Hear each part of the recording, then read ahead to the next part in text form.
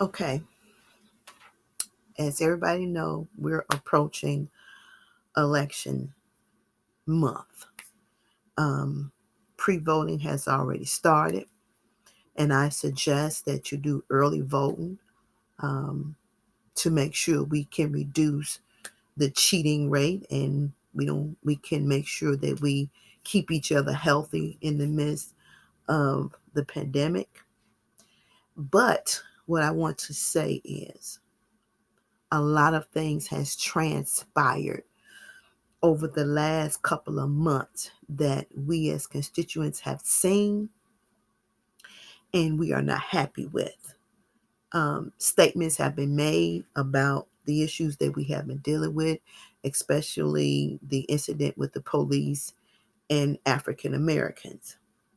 The other day, someone posted a live feed of a seemed to be a town hall meeting with number 45, and they was talking about the conversation of defunding the police department.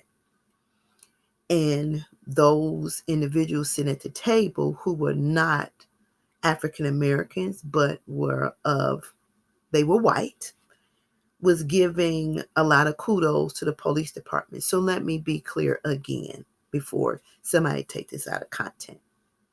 We're not saying that all police officers are bad, because they're not. A lot of them love the job that they do, and they do their job well. But that saying, one apple spoils the bunch, is true. And when the one apple keep infecting other apples and is not addressed, it becomes an infectious disease that you can't cure. And it spreads everywhere. So now this has spread it across this land and country. And turning a deaf ear and a blinded eye is not going to help the situation. I'm seeing where a lot of individuals are saying, negating the Black Lives Matter and saying all lives matter. And that's true. All lives do matter. But at this particular time, the Black lives are the ones that's being snatched. And that's where the focus needs to be. And to make it clear so you understand, if the shoe was on the other foot and a bunch of black cops was killing white men and women, we wouldn't even be having this conversation, because something would have been done already. The problem comes in when a cry goes unheard, or if the truth is trying to be smothered or covered up. And you may try to make a race of people feel like they're less important. And we're not less important. We've been dealing with racism since the slavery days. And most of the things that this country has accomplished is off the backs of black people. The good building that sits on Pennsylvania Avenue was not built by white people. It was built by black people. So we've contributed a lot of things to this land and country.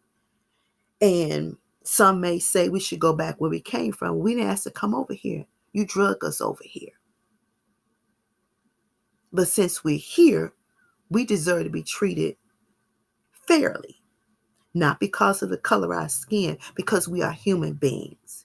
And if you take away the color of the skin and you remove the flesh, all you will see is vessels, blood vessels, um, nerves, and muscle tissues, which has the same color. The only difference is the outside.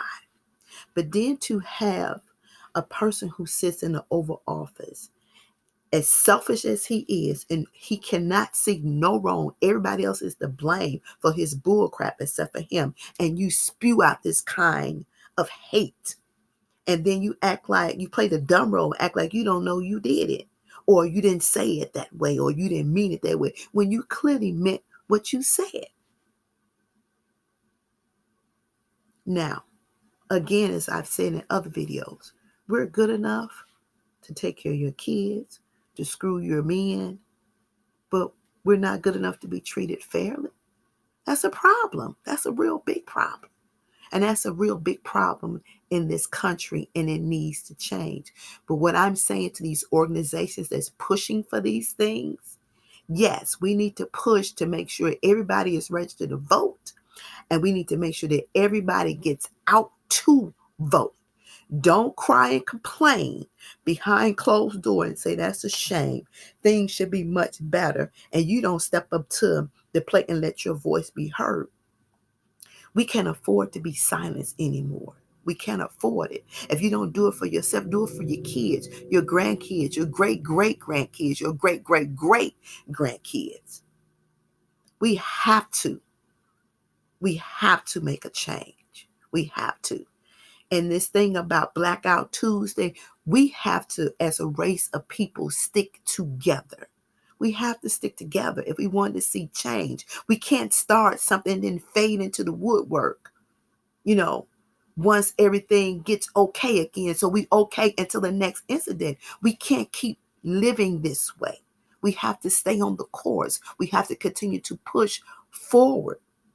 And for parents who young kids have no idea why the struggle and why we feel the way we feel, you need to sit down and have that conversation, because a lot of these young kids have no clue about the history of their people.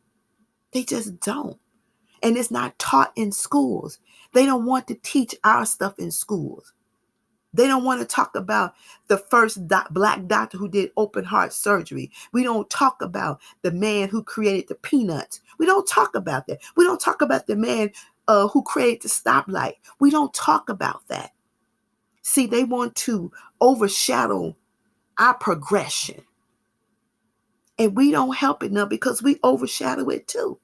Now we see the importance of Juneteenth. So we celebrate no longer July the 4th. Now it's just Juneteenth.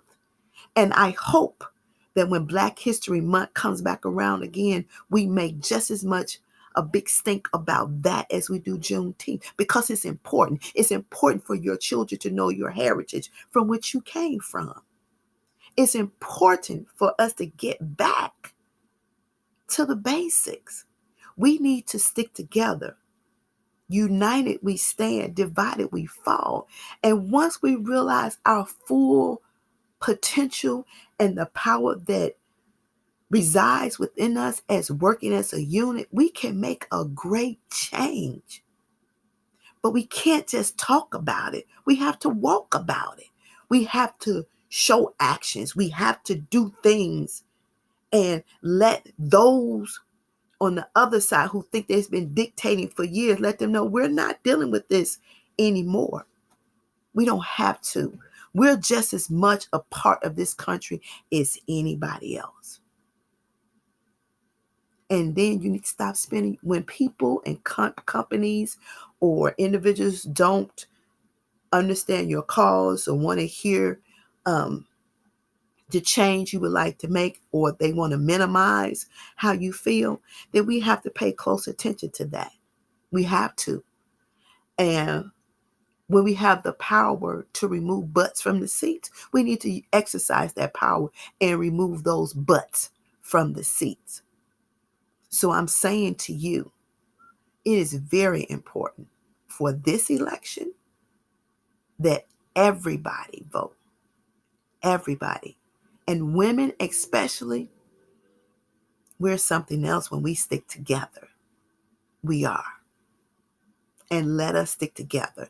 Let us break the record for 2020 in November, the turnout from the votes across every state, every city, every block, every family, every household needs to vote. If you are of legal age, 18, you can vote.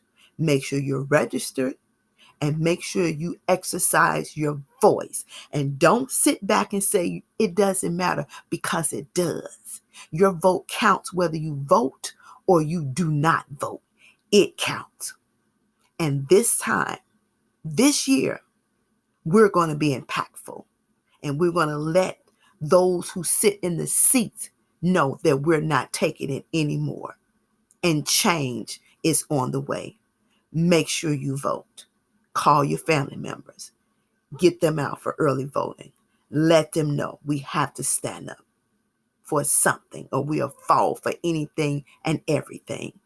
And as we've seen in months, in weeks, days, hours, seconds, and minutes, we've seen how they feel about us. They've shown us. Now we need to show them. Go to the polls and vote.